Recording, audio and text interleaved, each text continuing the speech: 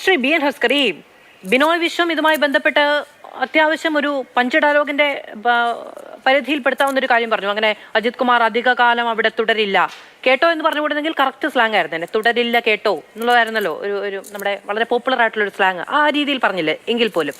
പക്ഷേ ഈ പഞ്ചിന്റെ പ്രശ്നമുള്ളത് എന്താണെന്ന് വെച്ചാൽ ഇന്ന് അദ്ദേഹം പറയുന്നത് മുഹൂർത്തം നോക്കിയില്ല എന്നുള്ളതായിരുന്നു. അപ്പോൾ അധികകാലം തുടരില്ല എന്ന് പറഞ്ഞ സമയത്ത് അദ്ദേഹം കൃത്യം സമയം മുഹൂർത്തം നോക്കിയിട്ടുണ്ടാകില്ല അല്ലെ?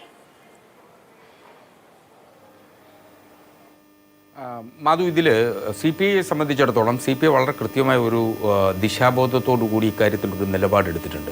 തൃശ്ശൂർ പൂരം കലക്കിയതുമായി ബന്ധപ്പെട്ടും അജിത് കുമാറിനെതിരെ ഉയർന്നു വന്നിട്ടുള്ള ആരോപണങ്ങളെ സംബന്ധിച്ചും സി പി ഐക്കുള്ള ആശങ്ക സി പി ഐ ഇടതുമുന്നണിയിലും സി പി എം നേതൃത്വത്തെയും അറിയിക്കുകയും ഗവൺമെൻറ് അറിയിക്കുകയും ചെയ്തിട്ടുണ്ട്. പാർലമെൻ്ററി പാർട്ടിയിലടക്കം ഈ വിവരങ്ങൾ പറഞ്ഞു വെച്ചിരിക്കുന്നു എന്നുള്ളതാണ്. വളരെ കൃത്യമായി ബോധ്യത്തിൻ്റെ അടിസ്ഥാനത്തിൽ സി പി ഐക്ക് ഇക്കാര്യത്തിൽ ഉറപ്പ് ലഭിച്ചിട്ടുണ്ട് എന്നുള്ളതാണ് വസ്തുത.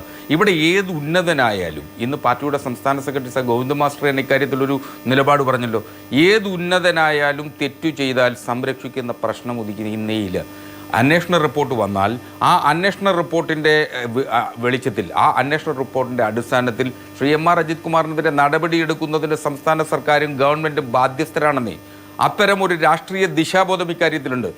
RSS നേതാക്കന്മാരായിട്ടുള്ള ദത്താത്രേയ ഹൊസബള്ളിയും റാം മാധവനെയും കണ്ടത് രാഷ്ട്രീയമായി തെറ്റ് എന്ന വിലയിരുത്തൽ ഇടതുപക്ഷത്തിൽ ആകമാനമുണ്ട്. അപ്പോൾ ആ വിലയിരുത്തലിൻ്റെ കൂടി അടിസ്ഥാനത്തിൽ, ആ രാഷ്ട്രീയ ദിശാബോധത്തിൻ്റെ അടിസ്ഥാനത്തിലാണ് സി പി ഐയും സി പി ഐയുടെ സെക്രട്ടറി ബിനോയ് വിശ്വവും ഇപ്പോൾ ആ നിലപാട് പറഞ്ഞിട്ടുള്ളത്. അദ്ദേഹം പറയുന്നത് ഒരു പഞ്ച് ഡയലോഗാണ് എന്നൊന്നും അങ്ങനെ നിരാകരിച്ചു കളയാനാവില്ല. അദ്ദേഹം പലപ്പോഴും സി പി ഐ ഇടതു ജനാധിപത്യ മുന്നണിയുടെ ഘടകകക്ഷി എന്ന നിലയിൽ നിലപാടുകളിൽ വളരെ കൃത്യമായ നിലപാടുകൾ എടുക്കുകയും ഉറച്ച ശബ്ദത്തിൽ വിളിച്ചു പറയുകയും തെറ്റ് ചെയ്യുമ്പോൾ തെറ്റാണെന്ന് പറയുകയും ചെയ്തിട്ടുണ്ട് എന്നുള്ള വസ്തുത കൂടി ചരിത്രം പരിശോധിച്ചാൽ നമുക്ക് മനസ്സിലാവും. അപ്പോൾ സി പി എം ചെയ്യുന്നത് തെറ്റാണ് എന്നുള്ളതല്ല. സി പി എമ്മിനെയും ഇടതു ജനാധിപത്യ മുന്നണിയും ഒരു കൂട്ടുത്തരവാദിത്വത്തിൽ പോകുന്ന ഒരു ഘട്ടത്തിലാണ്. ആ കൂട്ടുത്തരവാദിത്വത്തിൻ്റെ ഭാഗമാണ് സി പി ഐയുടെ സെക്രട്ടറി സഖാവ് ബിനോയ് വിശ്വം ഇപ്പോൾ പറഞ്ഞിട്ടുള്ളത്.